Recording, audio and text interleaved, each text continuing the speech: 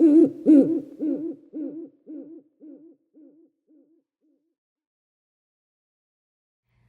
friends, before we start this episode, I just wanted to let you know that here in From Someone Who Gets It, we have raw, vulnerable conversations, and sometimes those conversations can trigger others. I want to let you know that in this season, we touch on suicide, infertility, PTSD, and everything in between. So if those are some subjects that are triggering to you, I just want to let you know that you're heard and you're seen and you're not alone. This podcast is for you, and I hope you join us.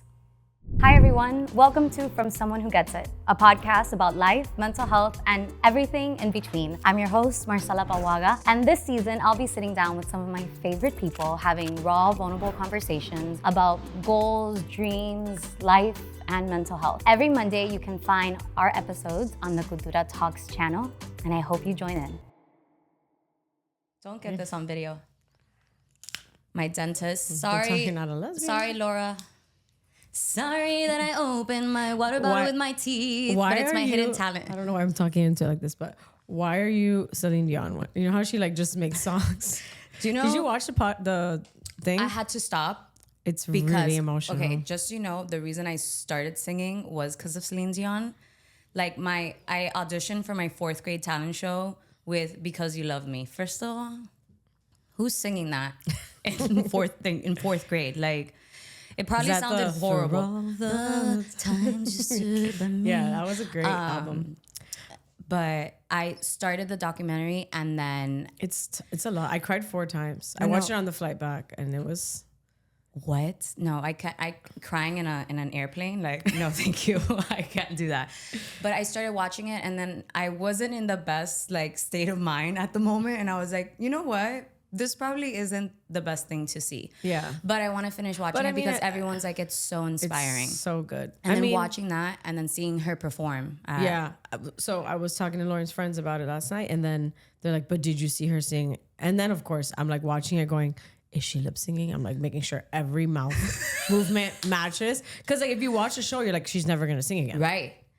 But then watching that performance, it was awesome. And the rain, I don't know, it added like a special effect to I started crying and I was like, oh my God, we never thought we would see her perform again. Like, it was so good. It's a really good documentary. She was very vulnerable and I was very shocked to see like what I saw. Like, I don't want to spoil anything, but right. Because there's like moments where you're like, I would be so embarrassed. Like me, I'm super penosa. Right. Super penosa. Super penosa. I love we just started talking. I know. I love that. That was how our conversation went. But that just tells the type of friendship that we have. That we literally are like, we talk about one subject and then we like bounce off another. Yeah. For those who don't know, we've been friends for like 7 years now, and like we became friends. I feel like instantly. Yes. Like we locked eyes and we're like, I'm putting it in my pocket. We're friends. That's it. How did we lock? Do you remember? I love this story because I remember your face instantly. Like you were like, oh, this is really cool. But at the same time, please stop looking at me. Do you know what I'm talking about? In the dressing room? In Amparo. In Amparo, yeah. Okay, so for those who don't know, Eileen, you saw both. Well, you've seen all the Amparos and then you got to work in the last 2 like universe Amparos. Yes. But the first one was in Miami, and then the second one, like the second pilot we did, was in New York. Mm-hmm.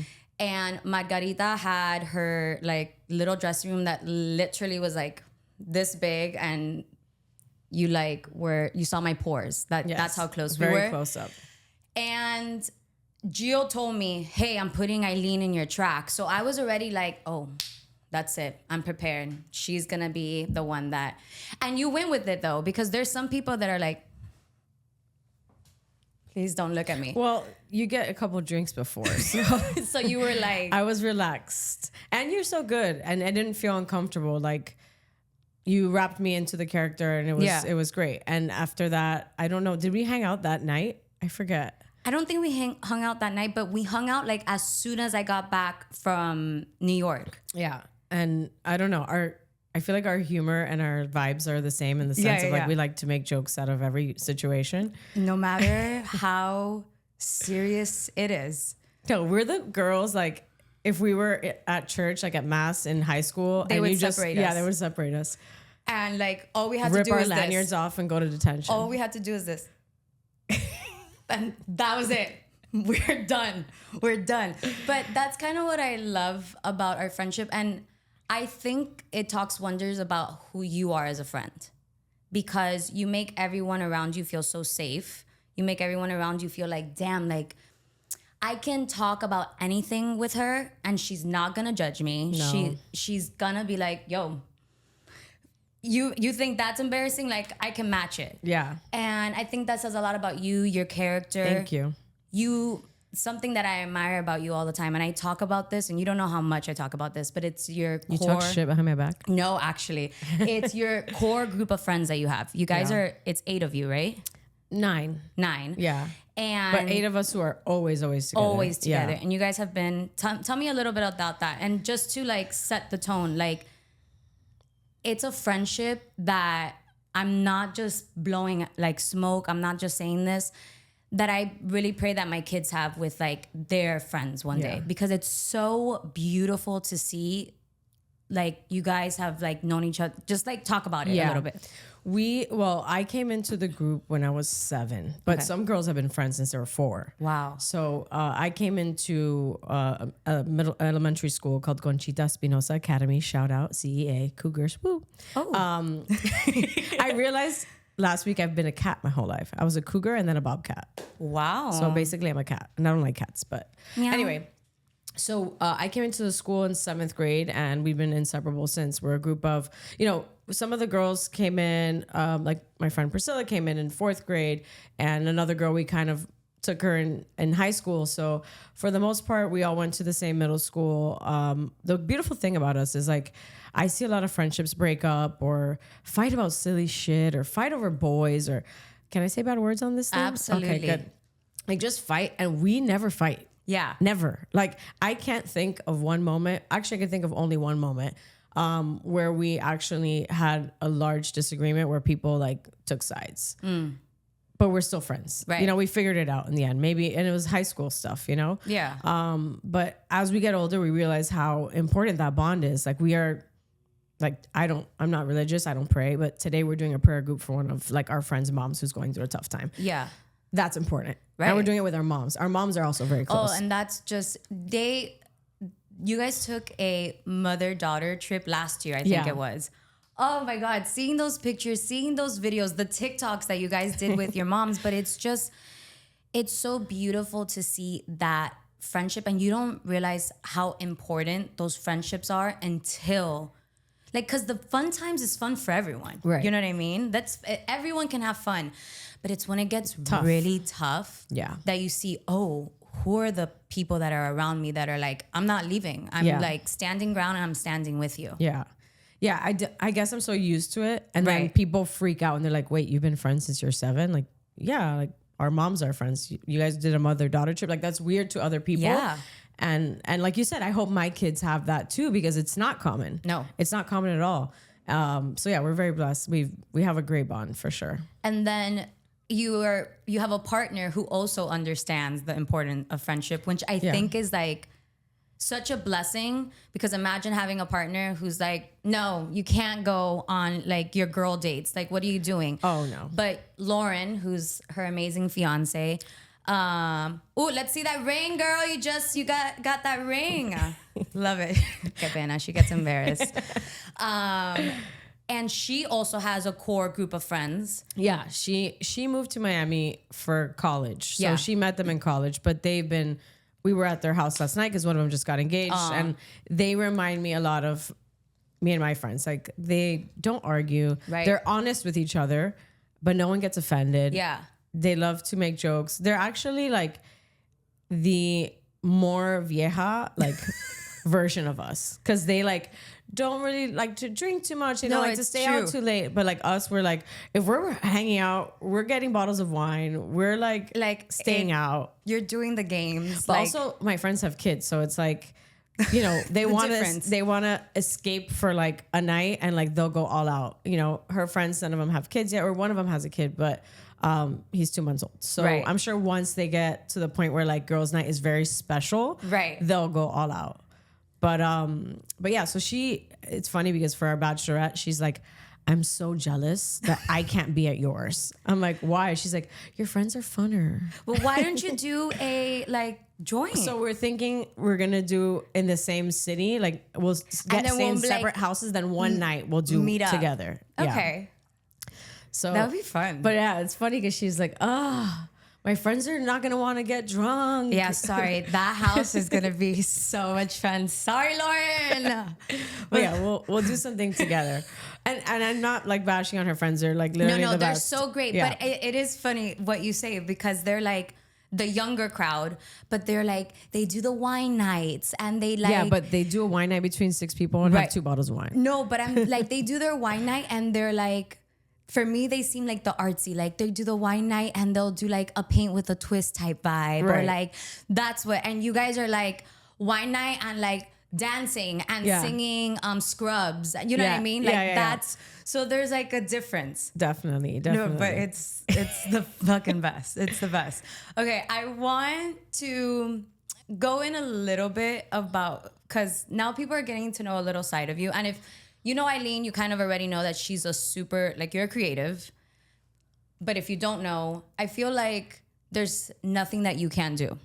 Wow, that's like a really bold claim. Wait, but I'll explain. So you give her an instrument, I feel like you can do it. She was in a band once. No, I don't play any instrument besides percussion. That's it. So To me, that's all the instruments you need, to be honest with you. You actually went to school for fashion, I did. which when I found that out, I was like, makes so much sense. Like you just tell and you're like, your way of like your vibe. How did you go from I want to do fashion to like, I'm going to be the fucking hottest chef in Miami, which you are. Wow. Also a bold claim. I guess we'll start at my roots. My parents own a pretty popular Cuban restaurant here in Miami called Islas Canarias. The best croquetas in Miami. And we'll do a competition. Oh, we should have done that today. A blind croqueta tasting. A blind croqueta tasting. We can call it Uber Eats.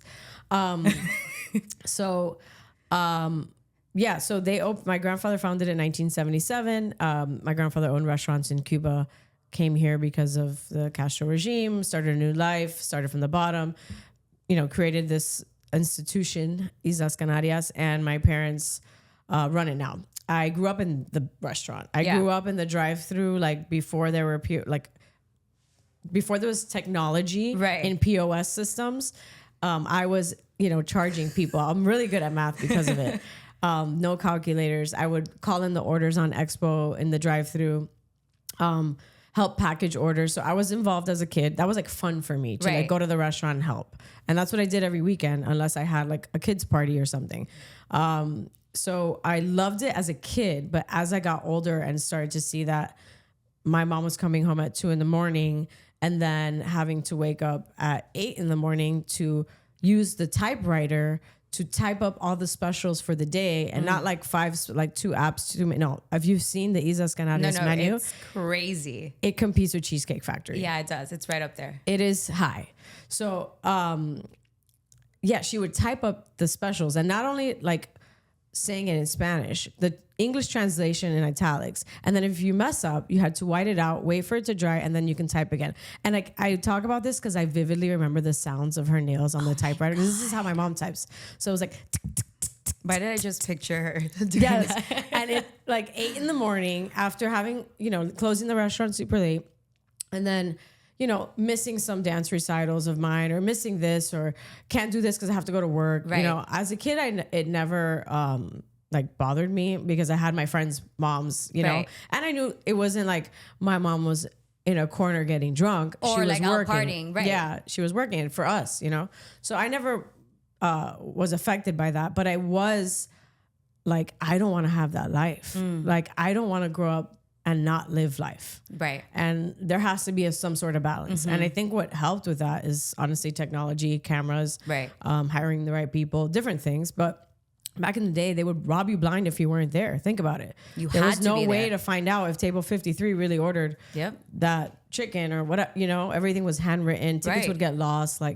So I think because of technology, I kind of was like, okay, maybe, I'm noticing as I get older that my mom isn't working as much as when I was a kid. But either way, I went to college for fashion merchandising, which is basically the business part of fashion. Okay, so cool. learning like textiles, doing numbers and things like that. It's more of business side.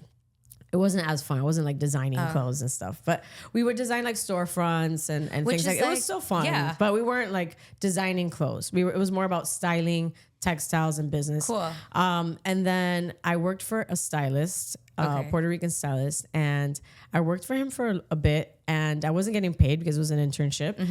And I told my mom, I want to make money, and she's like, "Well, come work for me." And I was like, like, I don't want to go into the restaurant business. I don't want to get trapped, because I knew in the back of her mind, my older brother's a doctor. My Right. younger brother, he was doing the croquetas. He was Right. helping with that part of the business. I was the only one left to take over. So I knew in the back of her mind, she was praying and hoping. Right. And so I left my job as the assistant to the stylist, and I started working for my mom, and I loved it. And I did everything from dishwasher to line cook to working the counter to being a server to being a manager. I did every single thing. And at the end, I was like, I loved the managing aspect and I loved the cooking part. So I knew that I wanted to own a restaurant basically at that point, but I Yeah. wanted to be in charge of the food. So I basically became like an intern to my chef at my mom's restaurant. Okay. And he put me under his wing, and he taught me technique. He taught me traditional Peruvian cuisine. He's Peruvian. He's actually back. He took a little hiatus. He's back. He's working with us again. But he's amazing. He taught me everything I know as far as technique. Like I'll never forget. I was making risotto, and I grabbed a metal spoon, and I went to go put that on that Teflon pan, and he has grabbed another spoon and smacked the shit out of my hand. Like, are you crazy? And hands me a wooden spoon. Like, things like that. But I'm those are the technically- type of teachers that like you remember for like Of course. the rest of your life. Of course. And it's just funny because like technically my mom is I'm his little boss, right? Right. But he was teaching me, and I loved that because I don't know. I was in my element, in my space. I didn't have to be embarrassed about messing up. And it was just him and I, and he would just correct me on things. And then I opened up my food truck, and then the food truck was successful. And then we opened up my first restaurant in 2014.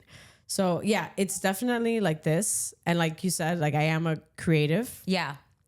I love anything creative. I love music. I love art. I love food. I love fashion. If you ever need a salsa partner,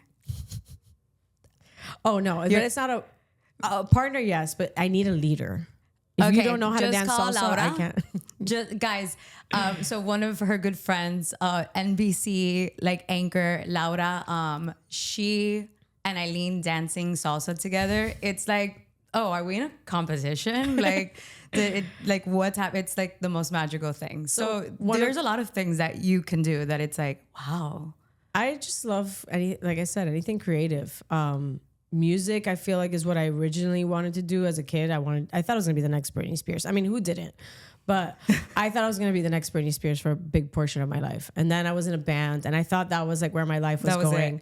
But then I got vocal nodules. I honestly wasn't that great. Like, I'm very level-headed to know that I was never gonna be a star. Oh my God. And I love my mom for like going along with it. But like she could have told me. She could have been like, Mimi. Mimi. No. No, but instead she did the opposite. She spent a lot of time on making sure like I made it to practice and recording studios and things like that. But that's my true love is music, I think. If I had to like pick one, it would be music. Wow. Yeah. I didn't know that about you, that's like what you like love, which makes sense with like the stuff that you listen to, the art that you go and watch, like theater, like you're very into theater. Yeah. So it like makes sense. And your whole group also is very artsy in some like way. Yeah. Well, we went to an art school. CEA, Conchita Espinosa Academy, is an art school. Oh. So after class, you would go to conservatory, and then you would either do ballet or salsa or drama or piano or drums. Yeah. So we were around creatives our whole time, like the whole elementary school and middle school. We had in Hialeah, when I was in elementary school, there was something called Rainbow.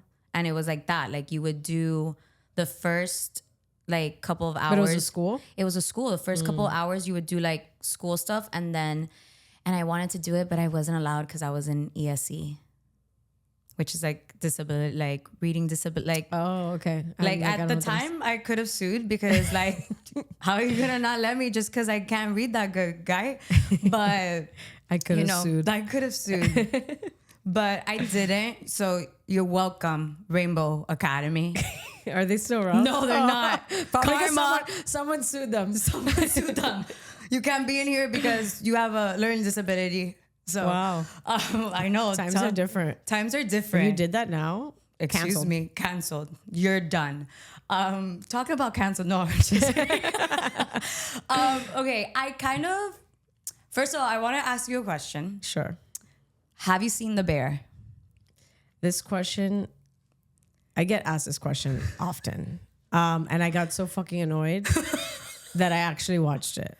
Okay. Just because I had turned it on one night and I couldn't do it. Like within 30 minutes, or I guess the episodes are short, so maybe the episodes are 30 minutes, but within 15 minutes, I'd say I had heart palpitations. No, I get it. And like, I don't watch TV during the day because I'm at work. So Right. my TV is at night. And it's And like, for whatever reason, call me a serial killer, but murder documentaries are very soothing and The Bear is not. oh, okay. Because The Bear is like the real life shit I deal with. Right. And murder is not necessarily what I deal with on a daily basis. No, I get it. I think season 1 is very intense for me. Season 2, I loved. Season 1, the episode with the tickets. Yeah. Okay, I watched that with Eddie, and at one point I thought, am I engaged to a serial killer? Because he found so much calmness in it that I was just like, you're not okay. Because not in the industry, but with someone who's in the industry, and I cannot imagine how I would feel if I was back like in Expo and that's happening to me. So I get the anxiety. What do you like about it, and what do you like About the show? Yeah, absolutely. You're like, I hate this. Please, whoever's doing it, stop. Yeah, I think that if you're not in the biz, it portrays it okay. Like, yeah, that's kind of what happens. Obviously, it's dramatized. Is that a word? Producer? Yeah, Robbie, is dramatized a word? Okay, thank you. So I think it's dramatized because it's TV. Right. Like, we don't live our daily life that way. But the ticket sounds are the same, and the anxiety or like the rush is the same. It's just that's taken to another level, obviously. Right. So what I like about it is like, yeah, you're showing a light onto our biz and how difficult it is and how much passion you need to have to actually make it. And if you don't, you get the boot, and Right. how easy replaceable you are and all these things. What I don't like about it, I guess like Carmi is just so mean to the staff. And like, I'm not like that. So I think it makes everyone seem, if you're a restaurant owner or a chef, you're a dick. And that's not the case. There are. Right. I mean, I've seen it. But I feel like it's just kind of stereotypes. Like, you need to have tattoos. You have to have messy hair. You have to be an asshole. You have to be a smoker. And you have to have some sort of like fucked up shit going on in there. Right. And it's funny because the two sides, right? As someone who's in the industry, who is a chef, who doesn't treat her, and I mean, you're one of the only like people that I know who like throws a party for your employees every single year. Like, that's how much your team means to you. So I get that. But also like seeing it, it's like, oh shit, like I know so many chefs that are literally copy and paste like that. But I understand that cliche of like, we're not all like that. Like, come on, like give us something else. yeah, some of us actually respect our employees. Right. And Like, I don't know. It gave me too much anxiety. I ended up finishing it because I wanted to finish it to be able to do things like this and talk about it. Because Right. everyone kept asking me. And then they're like, what do you mean you've never seen it? And I said, well, it gave me anxiety. And so I just stuck through it. I watched both seasons. I liked season 2 because I loved the cinematography part of it. same. That it was like just silent and Right. just like, I don't know what I'm not in film. But how would you say that? I don't know. Oh, just so oh my God. I just, for a second. I think maybe B-roll. It was like a bunch of B-roll and then music and no talking. I don't know if that's correct, but I know B-roll. I know that one. Yeah. I know that term. But yeah, the first season was just a lot. There were certain characters that I loved and certain characters that I didn't love. Right. Certain scenes that I thought weren't necessary. Sorry. But I like that people are talking about the food industry now. Yeah. And kind of shining light on that it's not the easiest. And like, I always tell people, if your like hobby or dream is to open up a restaurant, don't fucking do it. It's not like fun. It's not, oh, I have a little wine bar. It's cute. Yeah. Unless you have money to splurge and you don't mind like losing a ton of money and you just want to have it there so your friends can go. Absolutely. Like, more power to you. Right. But if you're thinking like, this is how you're going to end your life.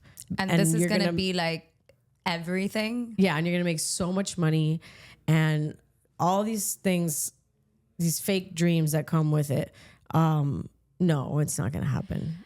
I kind of want, because a big topic that you'll see in the chef is, the bear, is mental health. Mm-hmm. And it's something that is very known in that industry. And even though it's such a big topic in that industry, it's something that people, I feel like, acknowledge and then kind of like move along. But I don't think people understand it's like the pressure that you guys are on, the hours that it takes. And it's just like wanting everything to be perfect and a toll that it takes. Plus, I feel like also dealing with imposter syndrome a little bit. Mm-hmm. Do you feel that I hate using the word struggle with mental health because I feel like we're not struggling here, we're dealing with it. But do you feel like, even if you don't deal with it, do you feel like you have moments that you're like, fuck, this is hard? Definitely. I started seeing a therapist this year.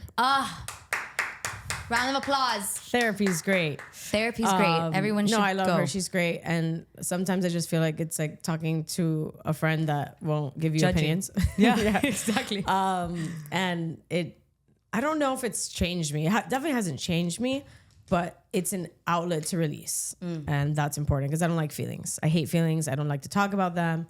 But there, I guess you feel like it's a safe space, so you do. Right. But I think it stems really from the top, like when it comes to creating that environment. Mm-hmm. I don't create that hostile environment. Like people who are like, oh, the line cooks are all like doing lines of coke in the bathroom and smoking weed and coming to work drunk and this and that. Like I don't have that problem in my kitchen. Right. Because that's not the environment I'm creating. So I think a lot of times these places have the line cooks like the ones you see on The Bear because they created that environment. They either allowed it or they hired people that come with bad habits from other places. I don't want Finka's kitchen team to be known as the people doing lines of coke in the bathroom and smoking weed and getting drunk and doing all these things. Like, no. And to each your own, you know, but like that correlates with mental health. Like, those are, what do you call that? Depressants. Yeah. Right. So I think the pressure plus the drugs and the alcohol and all that mix is really what makes people spiral.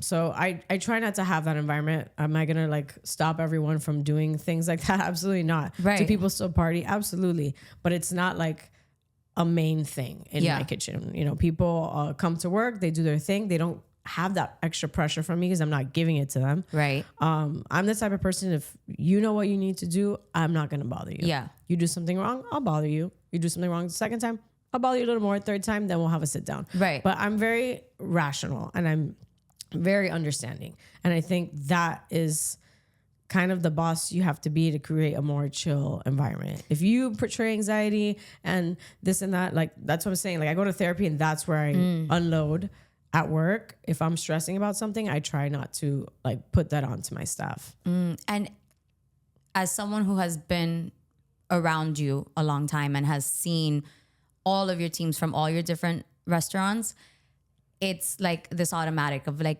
there's no like this high like tension of like, oh my God, if I mess up, like, yes, if Nancy goes and has lunch, everyone's a little more like, okay, make sure everything is like perfect. But Nancy's my mom, by the way. Yeah. Shout out to Nancy. Shout Love out, you. Mom. Love you, Mom. But it's not this like pressure on them, but it's this amount of respect that they have for you. Everyone, like you walk in and Eileen is like, you're like 4'11". She's 4'11". Do you tell lies sometimes and be like, I'm 5 Guys, foot? people have eyes. Like, Sometimes if I'm like, what is that gonna get me if I'm like, I'm 5 feet? I'm 5 feet. No, honestly, 4'11" sounds cooler. It's actually, I think, a legal midget. You are. I think after under 5 feet. I wasn't gonna be the one to say it. Like I didn't want to say that, but I think under 5 feet is legal midget. you are. So, also some fun fact about me. I'm a legal midget, y'all. There you go. But she walks in, like you walk in. What's an illegal midget, actually? Now that we're on this topic, what does that even mean? Maybe like 5 feet. Honestly, I'm 5 feet, 5'1" on a good day. Really? But, yeah. I think just 5'3". No. You get 5'3" energy? Yeah, okay. I carry myself like a tall person. Like I walk into the room and I'm like, I am 5'5". And then when people meet me, they're like, hi, how are you? Why are you so low to the ground? But you walk in and it's like, people respect you, but people respect you because you respect people. That's earned. Yeah. Because like I've had chefs that have walked in and been like assholes, and then everyone doesn't do what they say because they're assholes. Yeah. So I take a different approach, and I learned this from my mom and my grandfather. They've always been very loving, understanding, and giving to their employees. But yeah, I forgot where I was going with that. I just started thinking about my grandfather, and then I went into a spiral. Yeah, so they've always treated their staff like that. So that's why I do it. Not because of anything. It's just innate to me. It's just how I've seen my mom run a successful business. So I figured that works too, you know. I want to go into the grandfather thing. I'm going to cry. Don't do it. But okay, that's what I was going to ask. So we could either go there, or I kind of just want to talk about how you've learned to decompress when things get too overwhelming, and what you do to like say, okay, I need to take a step back because my mental health might be kind of suffering other than therapy now. Yeah. What do you do for like? Well, if it gets to a point where I'm like really stressed out about something, I don't like to just pull away. Okay. I'd like to finish whatever it is. And then, so that's one thing. I don't like to run away from my problems. I like to face them, deal with them. And then after, I'm like, okay, I need a vacation, or I need to get the fuck out of here for 2 days. Yeah. We actually took our longest vacation recently. We were at a friend's wedding, and then we were doing wedding venue scouting. We left for 12 days. Ooh. That is the longest I've left Miami in maybe 13 years, 12 years, something like that. Maybe 11. wow. I don't know, but over a decade for sure.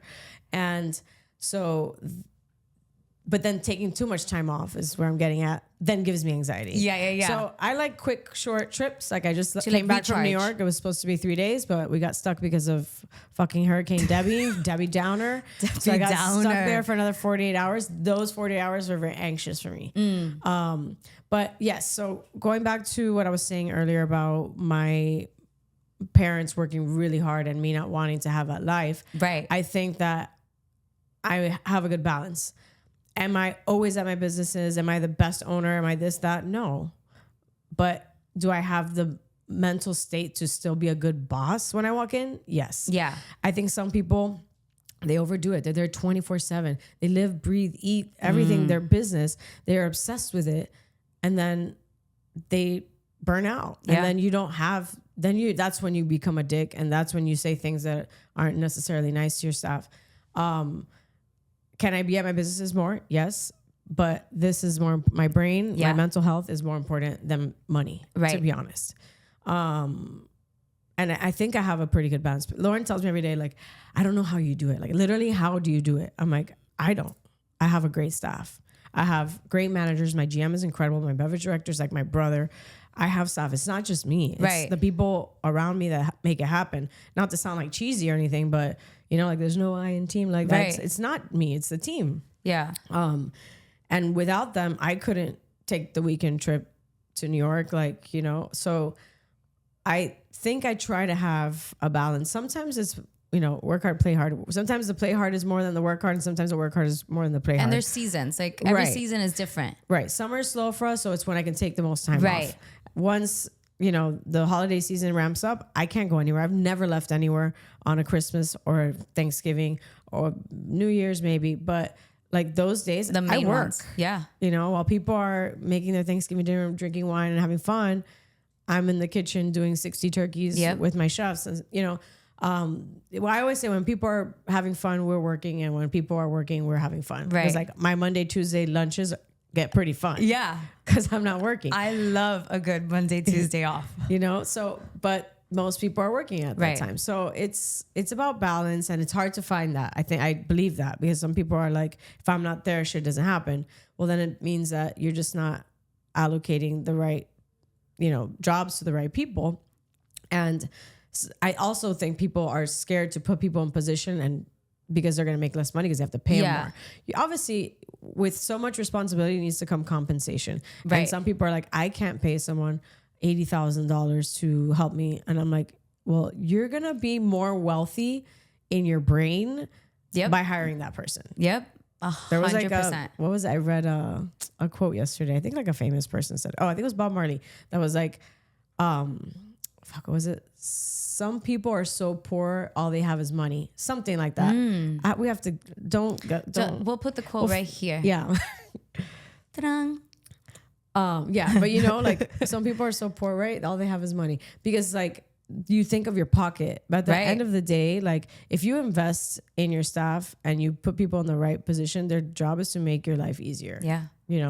And I think a lot of people get scared of that, or they want to just hold on to that extra 80K salary for their pocket. Right. But then they don't have a life, and they can never go on vacation, and they, sleepless nights worrying. Yeah. So, a lot of people don't know, but they assume because you're a chef that you go home and you like are making these like absolutely not. amazing meals, and you every now and then. Every now and then I'll whip something up. Actually, Lauren has become an amazing cook. She cooks so good. When we first met, just to give you a little context, the only food she ate was out of the vending machine at 109 Towers by FIU. Nice. And she would buy forks and knives. Well, I don't know if she was eating like a Snickers with a fork and knife, but whenever she did eat like normal human food, she was so lazy about using, or like didn't know how to use a dishwasher or something, that she would buy forks and knives at IKEA and throw them away every time. No. Yes. So just picture that. Yeah. Like a frat girl. Yes. Okay.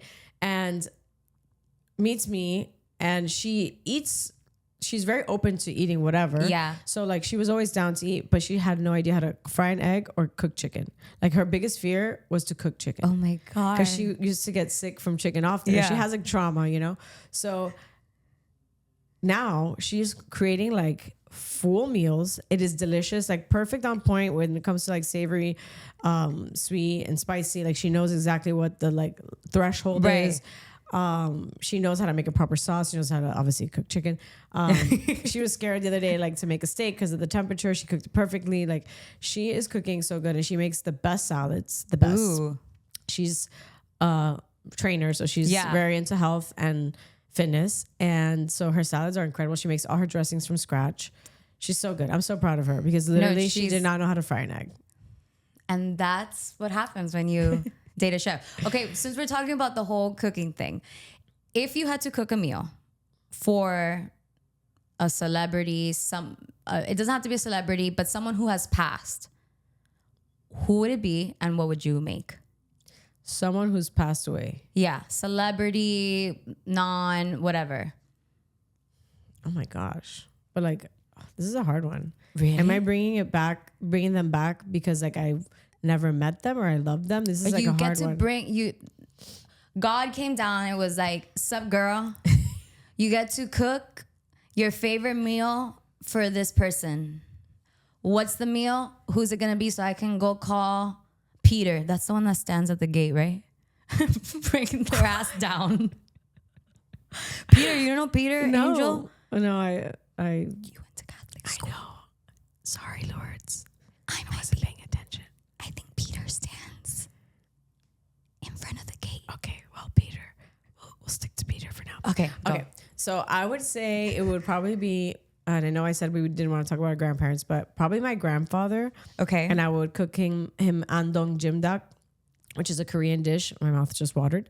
It is like a chicken stew with glass noodles, like sweet potato noodles, and then it has like potatoes and carrots and stuff. And the reason I would do this is because my grandfather only ate Cuban food.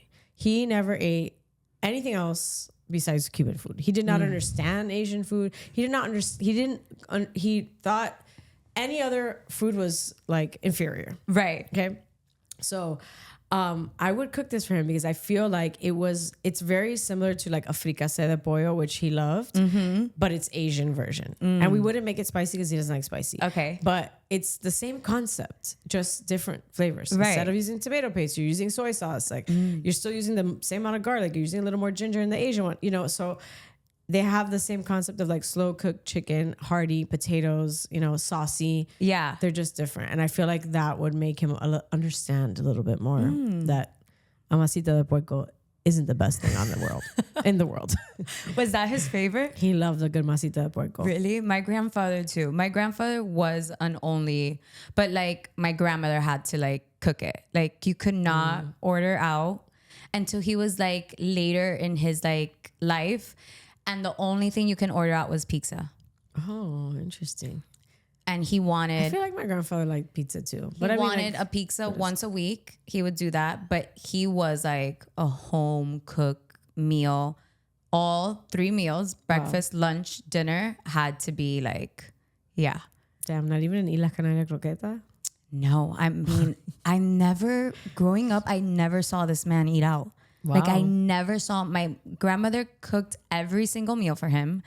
Like to the point that I used to like ask her like, Maine, how do you cook this? How do you cook? And no, you just put, you know. Yeah. Oh, just a little bit of that. And it sucks now because like my grandfather is not with us, but my grandmother is, but she has Parkinson's and Alzheimer's. So already that point of like communication is already like gone. And every now and then I'm like, damn, her ropa vieja, she used to do this like Cuban macaroni and cheese with this like ham and like. Oh yeah, is it ensalada rusa? No, that's a cold But one. it was hot and it was like hot. a pink, like it was like very Cuban. Like I was like, this was something that they invented that like. It's like ketchup and. Yeah, that's what it felt like.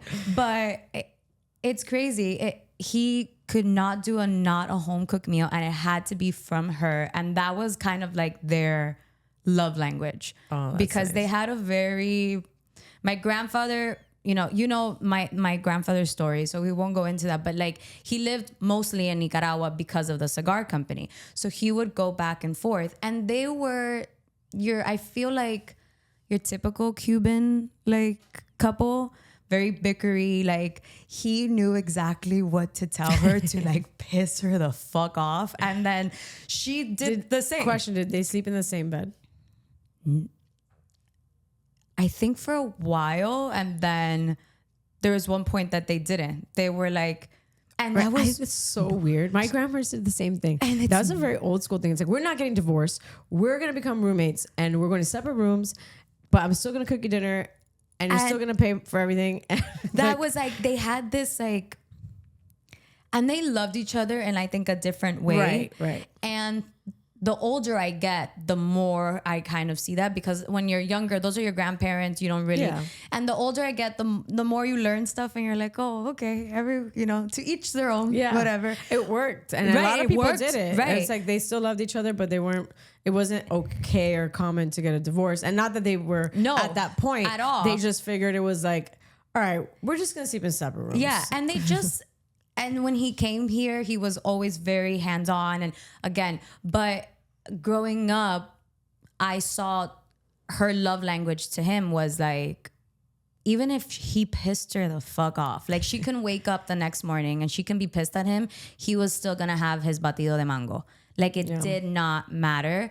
And that kind of, I didn't grow up, my mom is a single mom, so I didn't grow up with a dad, but that kind of relationship of like, doesn't matter how much you piss me off. Like, I'll make you batido de mango. Like, it's okay. That's Were awesome. your grandparents like that? Did your grandma cook?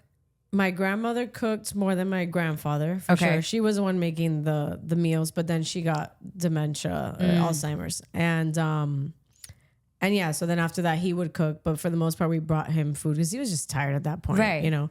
But yeah, they were very bickery. They would eat out because they would go to the restaurant. Right.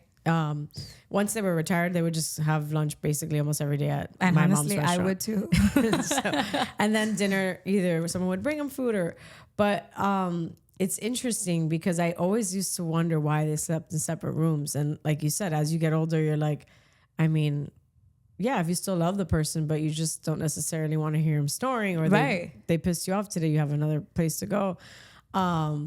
It's interesting because nowadays someone would just be like, I'm leaving your ass. Right. And Real back quick. then it's just like, sorry, we got to do it. Yeah. And you don't know, you're like, well, is there a like line of like, maybe you would have been happier, but no, it worked. And it was, I think my grandparents were together for my grandfather died at, I think like 86 years old. And Yeah, my grandparents are on the same they age. had that victory relationship that you For just like like 60 love. years. Yeah. I kind of want to talk. Well, we'll wrap things up, but I want to talk about your legacy.